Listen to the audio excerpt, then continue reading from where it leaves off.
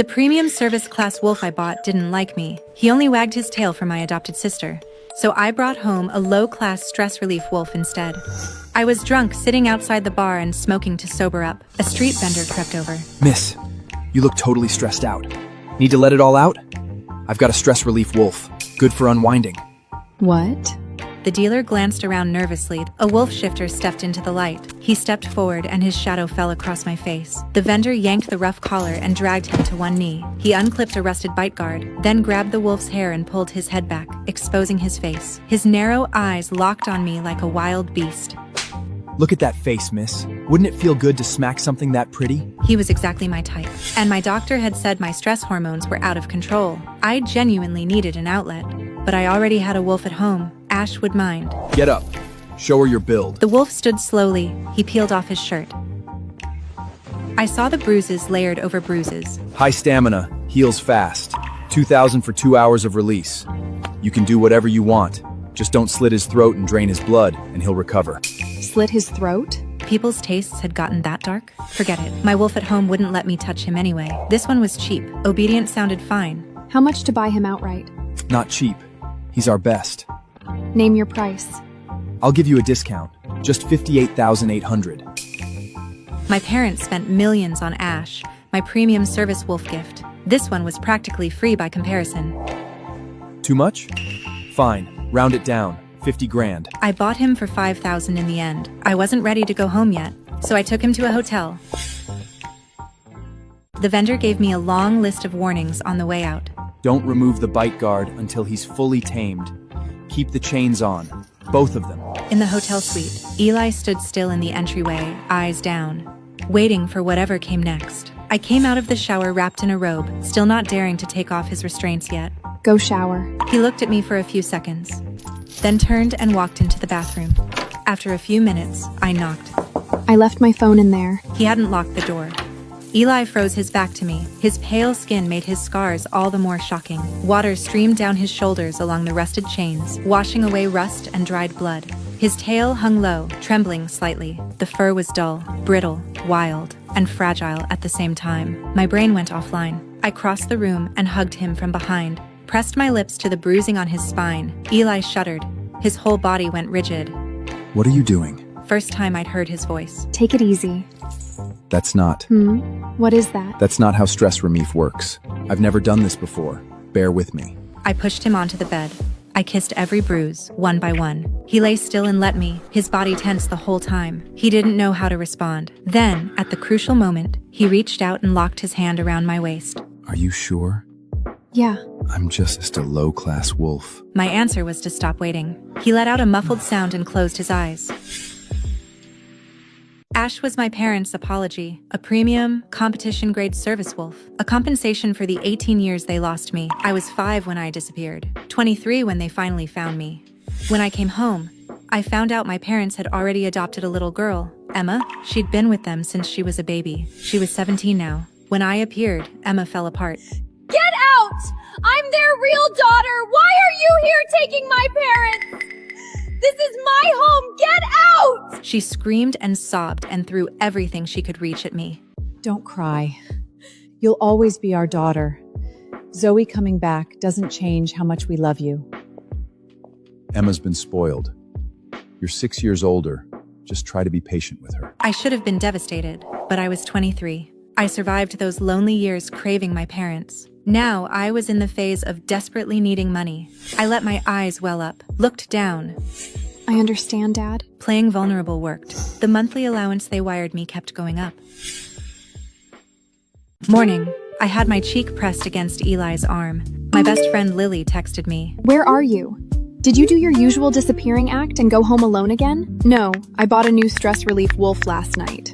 Been busy. Zoe, what is wrong with you? I know you're upset that your wolf at home ignores you, but you can't just go buy a punching bag. You couldn't bring yourself to hit the expensive one, so you went out and bought a cheap one to beat up? I would report you if you weren't my best friend. I am appalled. I didn't hit him. Why would I hit a dog? Then how did you unwind? The way you're thinking, on bed. We both stopped typing. Then she sent me a long message explaining everything. Stress relief wolves were illegal. Traffickers stole young shifters or bought low-class ones cheap. Then they tortured and filtered them, keeping only those with strong bodies and fast healing. Some became living punching bags for paying clients. Others ended up in underground fight rings, death matches. Even after rescue, these wolves were considered feral and untamable. Official shelters offered them for free adoption. The ones no one took. Euthanized. I know where he lives, if you regret it. I startled, quickly darkened my screen and turned over. He runs with a crew. They probably won't give you the money back. But if I catch him alone, I might be able to. I don't regret it, as long as you behave. Only listen to me. Nobody else. Okay. There were a few faint scars along the fur of his ears. I couldn't help it. I reached out to touch them. His ears snapped back instantly. He flinched away. This one wouldn't let me touch his ears either. Sorry. Force of habit. You can touch them now. If you still want to. I didn't hesitate. I swung up and sat across his waist, braced my hands on his chest, and squeezed his ears between my fingers. Eli's breathing deepened. His whole body got warmer. He tipped his head back, eyes half-lidded, watching me. Can we do it again? We didn't go straight home. I took Eli to a shifter clinic first. The doctor said his healing ability was excellent. The bruising wasn't a concern, but severe malnutrition. He needed long-term supplementation. The total for all the supplements cost more than I'd paid for him. I don't need it. I can eat anything. Don't spend the money. I won't die. This amount was what Ash burned through on snacks every month. It's fine. Do you like these? I held out a new collar and bite guard in front of him. Slim, black, metal collar. Custom black bite guard to match. I hadn't wanted him to keep wearing restraints, but the doctor was firm. Don't let a feral wolf's looks fool you. He could take out your throat in one bite. So I'd picked the most comfortable version I could find. When the doctor removed the old bite guard, he held it up to the light. Fight ring or stress relief? Before this, I mean. Both. Figured. Look at these bite marks. He did this to himself when the pain got too bad. Those are from last night. I went very still. In the ring? No. He looked at my back. From when I was being used. We got home past midnight. Mom and Dad were already asleep. Ash was probably in Emma's room, as usual. Come in. He hadn't moved. He was staring at something on the floor. I bent down and picked it up. This is Ash's. On my first birthday in this house, Mom and Dad had given me Ash. Zoe's too quiet. We thought having a companion might open her up. Back then, Ash hadn't shifted yet. Just a small black wolf pup. Why does she get one and I don't? You said you wouldn't pick favorites. He's mine. She snatched the puppy and ran out, didn't come back. My birthday dinner was ruined. My birthday present was gone. Mom and Dad were a mess for days. I cried too. I'm so sorry I made her leave. It's my fault. 12 days later, one girl and one scruffy wolf pup appeared at the front door. Mom, Dad, I'm so hungry. I was wrong. I'm never running again. Mom and Dad rushed out and all three of them sobbed together on the doorstep. When they finally looked up, Mom's face went guilty the instant she saw me standing there. Mom, you hit me?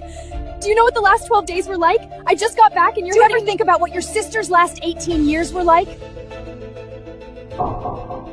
If you ever make Zoe feel unwelcome in this house again, don't call me Mom. After that, Emma stopped coming after me openly. She gave Ash back a few weeks later. Not long after that, he shifted. Dark curls, soft, downturned eyes. He tilted his head at me and said his first shifted word. E. I'm Emma! You remember me! You remember me! Of course. I remember everything about Emma.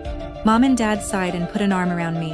It took weeks of trying before Ash reluctantly accepted that I was his owner, but he refused to wag his tail for me, refused to let me touch his ears, never waited by the door for me.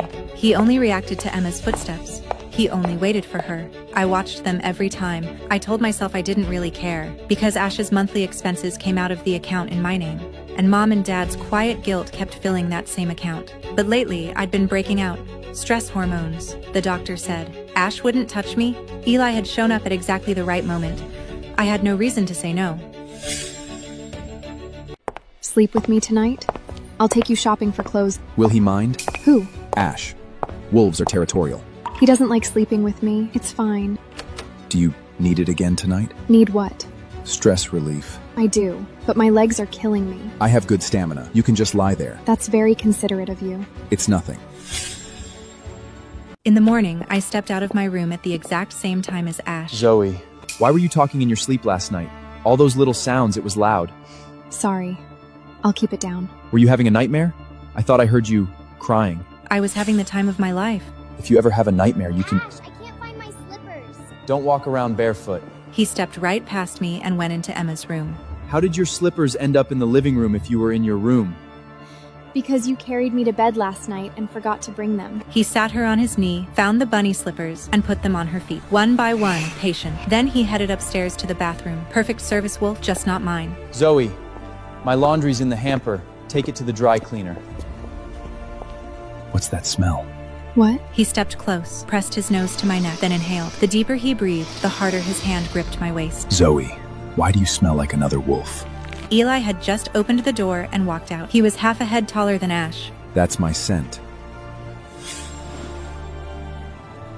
Zoe, who is that? His name is Eli. He's my new wolf. What? You got another wolf?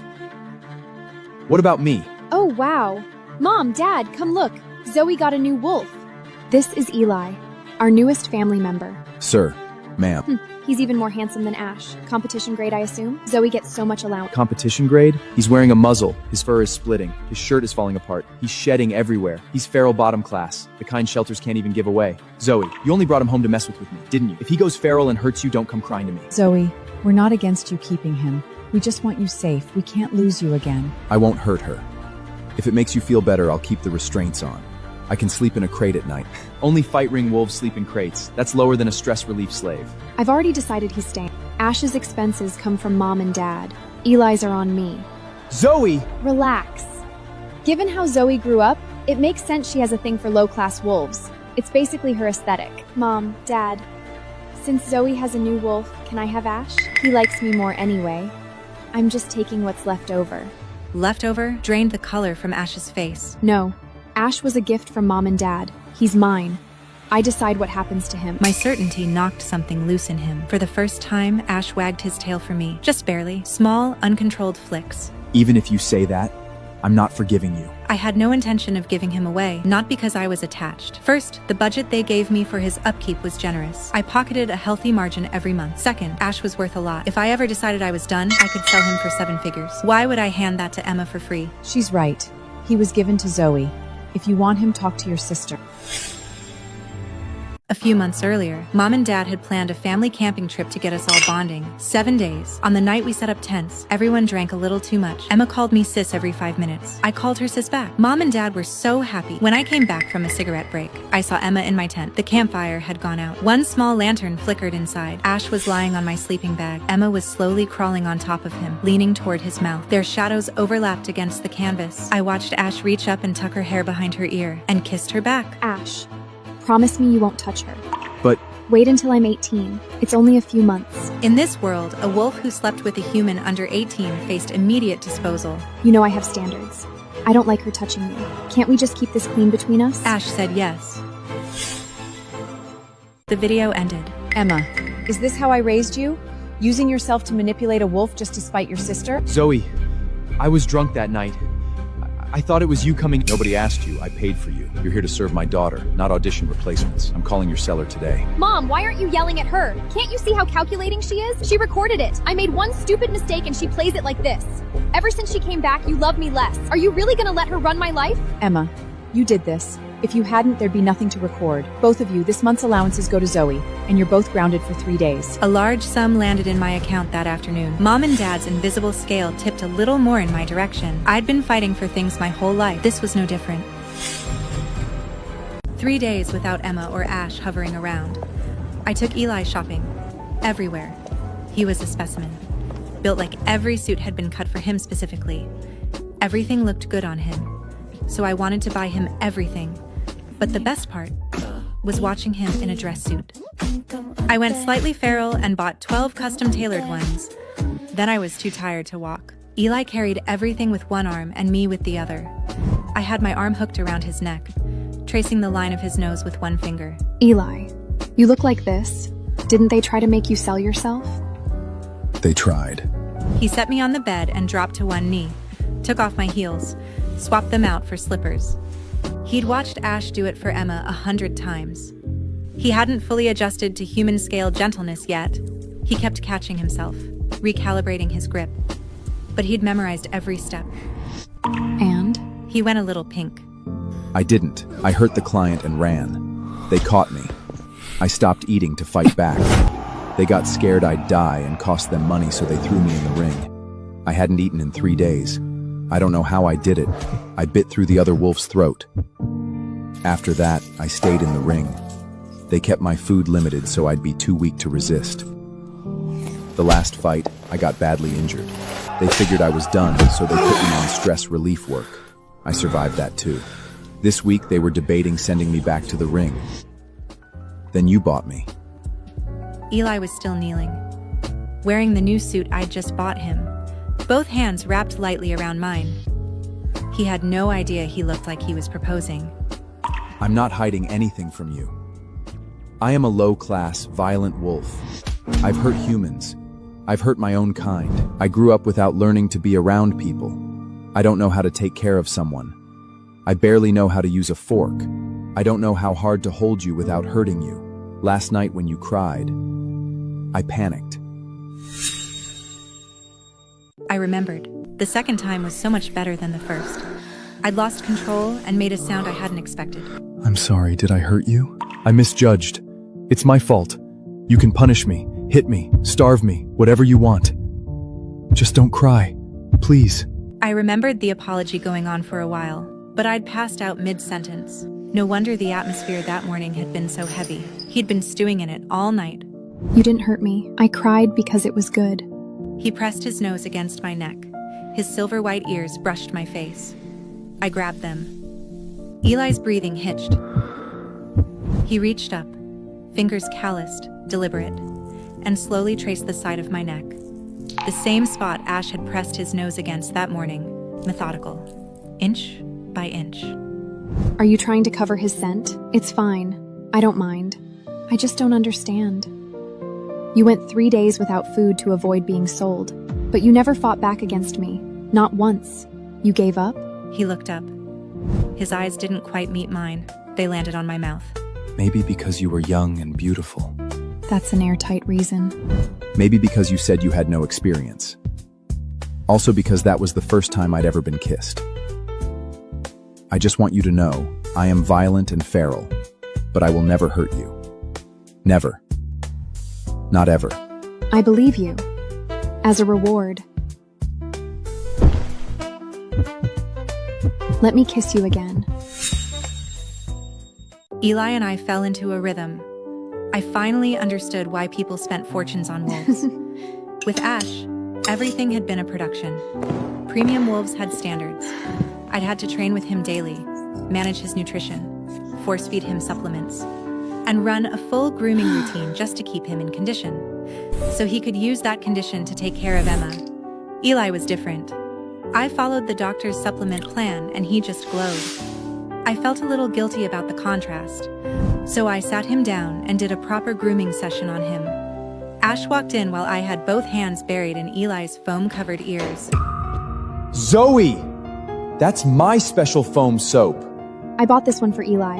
Out of your room already? You must be so pleased with yourself. Not really. You got off easy. But I'll try harder next time. Zoe, send him out. I can explain the video, but I am not sharing this house with a bottom-class wolf. You're not sharing anything. You sleep in Emma's room. You always have. Wolves had sharp senses. Ash had been the only one in the house who knew about my smoking habit. He'd always complained my room smelled and used it as an excuse to sleep in Emma's room instead. It's fine, Ash. You always said she smelled anyway. Come stay with me. Zoe, you're going to regret this. Take good care of him, won't you, Emma? The house settled into a strange Cold War. Ash and Emma spent a while putting on a show in front of me. They were all warmth and sweetness, trying to get a reaction out of me. I had none. As long as they weren't doing it in my face, I could handle it. Eli spent a lot of time watching them. Emma kept flushing every time she caught him looking, then pretending she hadn't noticed. He was studying. He watched every move Ash made with Emma, the grip, the order of things, and translated it all into how he took care of me. Ash, meanwhile, looked like a ghost.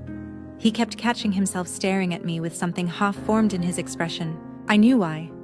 A few days earlier, I'd heard an argument spilling from Emma's room. Emma, you haven't groomed me in forever. You have hands. Do it yourself. Am I your pet or am you mine?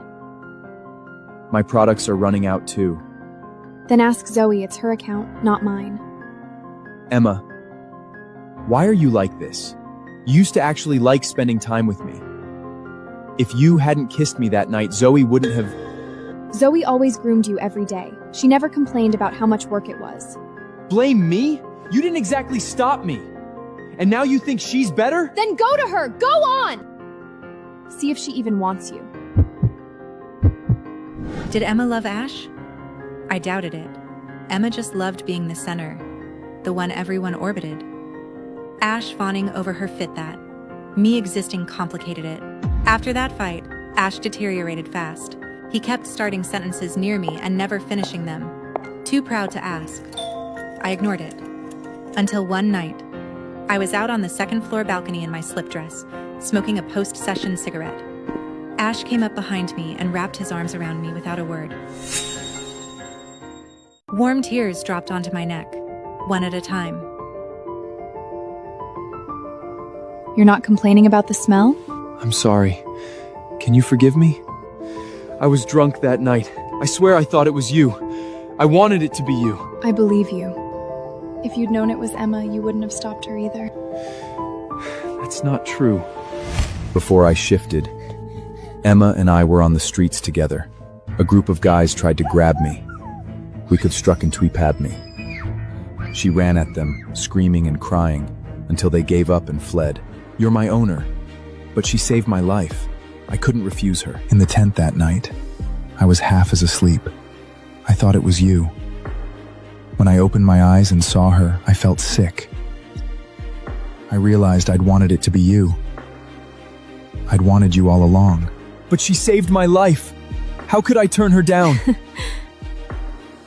Then keep being grateful to her. I was never in the way. Zoe, please don't. Ash, do you know why I smoke? Because I grew up with a crew of street girls who were never going to win any etiquette awards. When I got caught stealing and got beaten up, they took the hits with me. When a man tried to assault me, they scratched his face apart. When I had a fever and passed out, they pooled whatever they had and dragged me to a back alley clinic.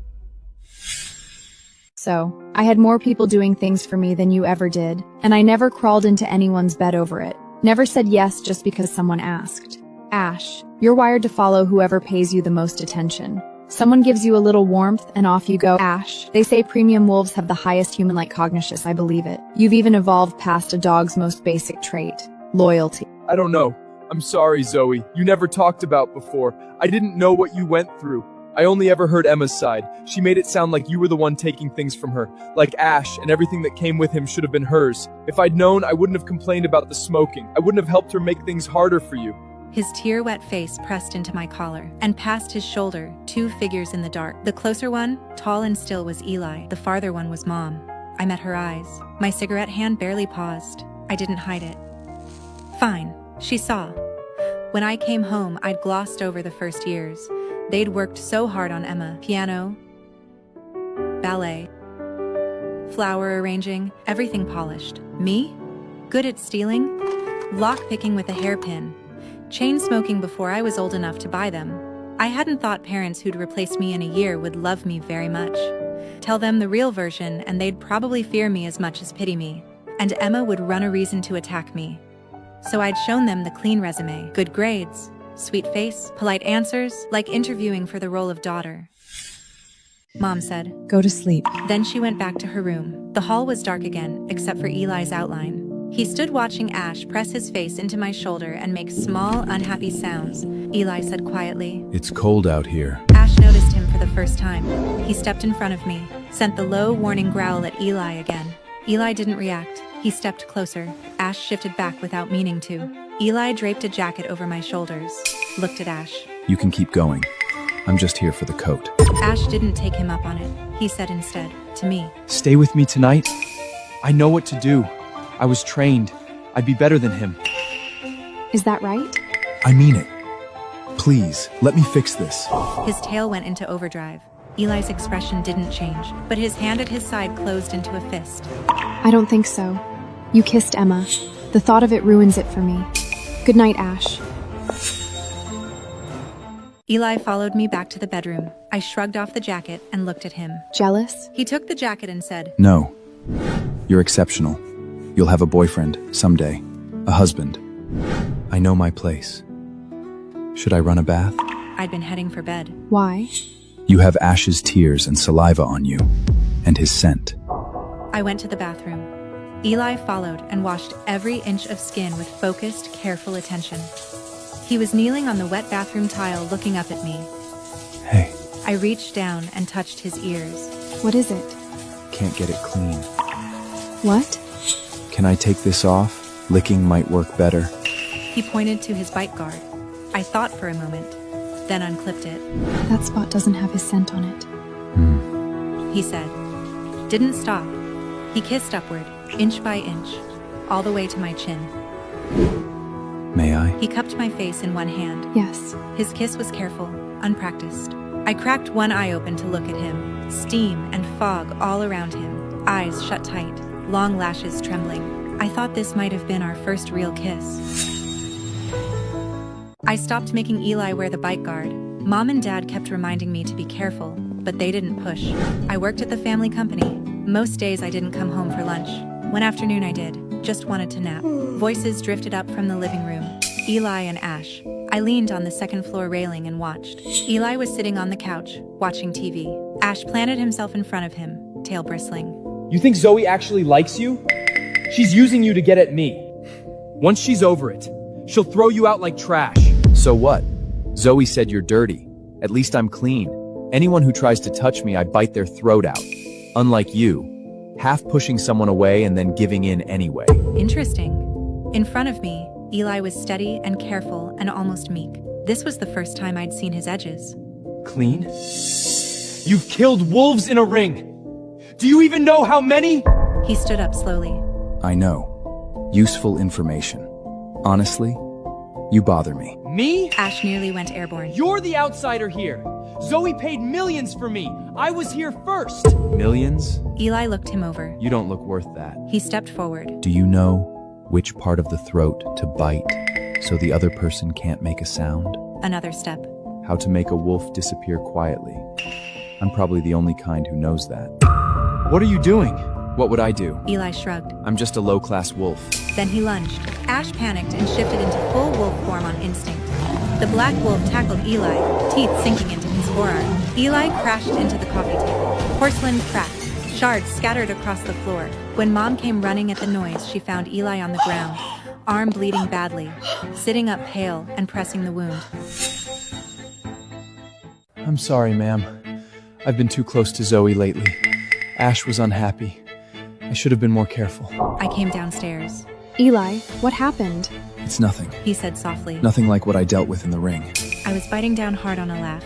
Yesterday, he'd sworn up and down he had no jealousy whatsoever, and he'd already planned this. It's not true. Ash stumbled over his own words. He went at me first. He's setting me up. Setting you up? If he wanted to hurt you, you'd still be on the floor. Zoe, I'm serious. I'm calling the seller. This wolf is going back. Mom was already on her phone. No need. I'll sell him to a friend who's been looking for a premium wolf. Mom paused. That works. He's yours to decide. Zoe, you'd sell me for him? Ash's face went blank. You said you liked me. I know you did. You used to grab my tail in your sleep so you wouldn't have nightmares. You wrote in your journal that you were lonely here, that at least you had me even if I didn't like you. You'd sneak pets when I was asleep. You asked me once when you were drunk why I never liked you, why even I was always on Emma's side. Zoe, you can't feel nothing for me. He was right. I wasn't as detached as I liked to think. Even at 23, arriving at a stranger's house had still scared me. Watching my parents tilt toward Emma had still stung. Thinking about Emma living the life that should have been mine, that had still burned. When I found out my birthday gift was going to be a wolf, I had been genuinely excited. I had put hope in Ash. He'd ground it down slowly, over months. I imagine too much. I said. To me, I met his eyes. you're just a disloyal dog. I moved fast. Ash was gone the next day. I handed him to a contact who dealt in resale. I didn't ask where he ended up. Maybe he'd be used for breeding. Maybe he'd find a kinder owner. Either way, he had served his purpose in my life. Financial conversion complete. Eli, meanwhile, was draped across my bed looking tragically injured. He'd been worse than this the first night I met him, and still propped himself up with one arm to do things. But now, Thank you. he said weakly, taking the soup I brought. He's really gone? Yes. Eli stared into his bowl. That's a shame. I really did want to get along with him. Want me to bring him back? You two can be best friends. The buyer already has him. They probably won't return him. I could offer them a little extra. Eli put tremendous effort into not snapping the porcelain bowl in his hand. That would be ideal. He said carefully. I'll go now then. But He looked up, nervous. What? if he bites me again, what do I do? I said nothing, just watched him. His expression went from nervous to tense to lost, and then landed on stunned. Zoe, you already knew? I don't know what you're talking about. Can you tell me which part of the throat stops someone from making a sound? I'm sorry. He kept coming at me. Please don't send me away. I was bluffing. I would never actually hurt him. I'll be good. It's fine. Honestly, I kinda like you with an edge. In a way, Emma and Ash were the same type, both spoiled by affection, both certain they were the main character. Eli and I were the same type. If I'd been in his position, I'd have done the same thing. Getting rid of Ash bought me 2 months of peace. Emma stopped crying in hallways, stopped leaving Ash's old leash where I could see it, stopped making wounded little comments over breakfast. She was waiting. People like Emma didn't give up. They just changed costumes. Then her 18th birthday arrived. Mom and Dad gave her an apartment. Downtown, good location, good building, expensive enough to make my smile freeze. I held it in place anyway. Inside, I was on fire. I wished I could physically lift the building and scream, "It's mine." A colleague at work had once said, It all comes to you eventually anyway. Why do you fight so hard over small things? that was exactly why. I didn't trust eventually. What was in my hand was mine. Emma swept over with Mom and Dad on her arm, bright-eyed and glowing, ready to gloat. Zoe, did you get me a birthday present? I set down my champagne. My parents are already yours. What more do you want? The room went quiet. Emma blinked. Everything you eat, wear, and use, did any of it belong to you first? And you're asking me for a gift? Do you want my blood too? Would that satisfy you? Emma's face twisted. Mom, Dad, do you see this? Today is my birthday and she's attacking me. I always said she was faking it. You never believed me. Dad's hand landed gently on my shoulder, not hers, mine. We know. Emma froze. Mom looked tired in a way I hadn't seen before. Zoe is right. Emma's mouth opened. Nothing came out. Your mother and I have been afraid to ask about your past. We didn't want to reopen wounds. You didn't feel safe enough to be yourself here. That's on us. My throat went tight. I hated that. I hated how badly I still wanted to hear it. Emma did not scream at first. That was how I knew it was bad. She just stood there, still, pretty, ruined. Then she laughed. So that's it? You found your real daughter and now I become Charity? We gave you a home, education, love, security. We are not abandoning you. You gave her everything! No.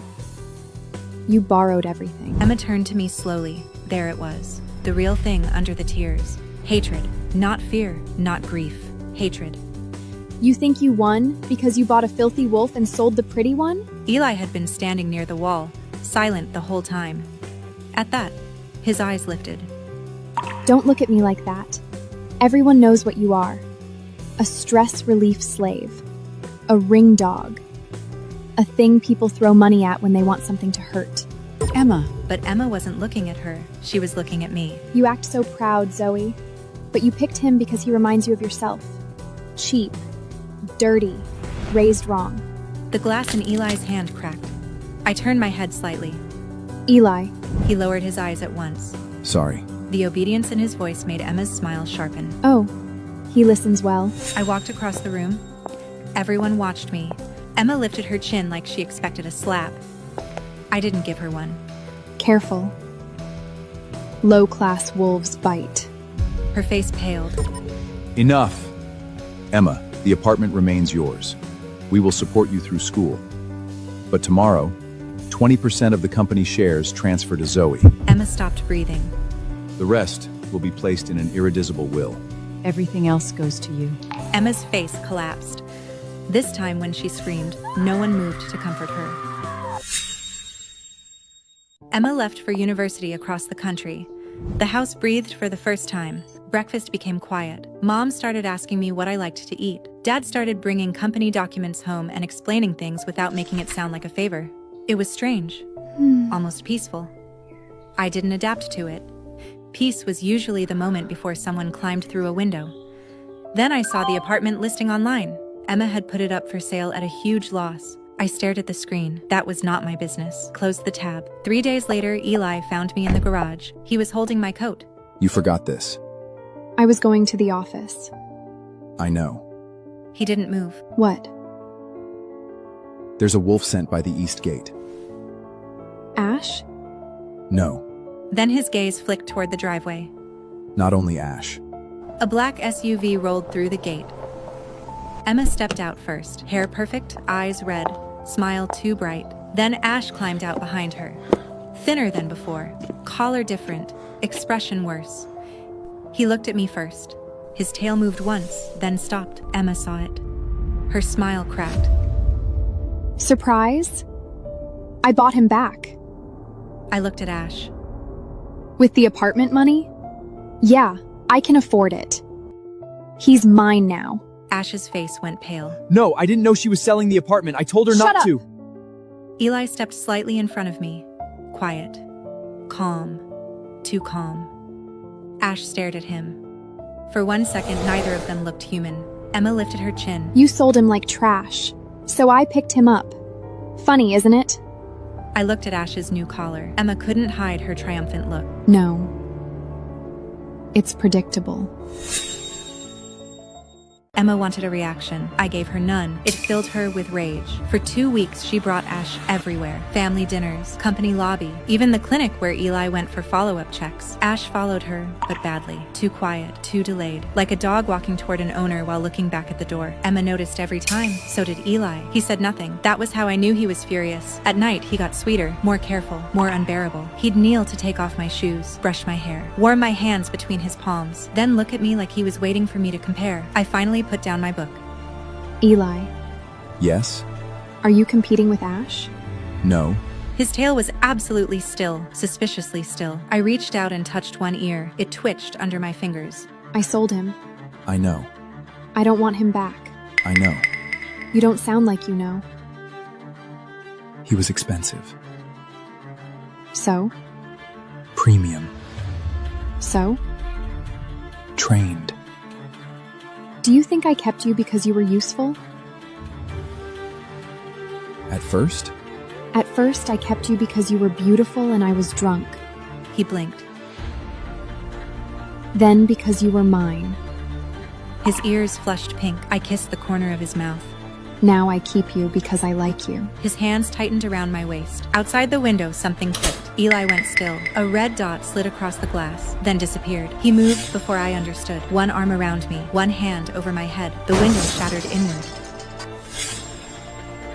Eli threw me behind the bed. Glass exploded across the floor. He didn't shout, didn't panic. The careful, gentle wolf vanished. What stood in his place was something the fight ring had built and failed to destroy. A man came through the broken window, then another, then another. Masks, shock collars, tranquilizer guns. Not here for me, but for Eli. One raised the gun. Eli caught his wrist and twisted. A crack. The man dropped without making a sound. I understood then. The throat thing had not been a threat. It had been restraint. Downstairs, Mom screamed. Dad shouted my name. Eli glanced toward the door. Just once. That was enough. One of the men lunged at me. Eli crossed the room faster than thought, his teeth bared, his eyes gone silver bright. He hit the man so hard they both crashed through the wardrobe. Wood split. The man didn't get up. Eli! He froze, breathing hard, blood on his mouth, not his. His eyes snapped to mine. Horror cut through the violence.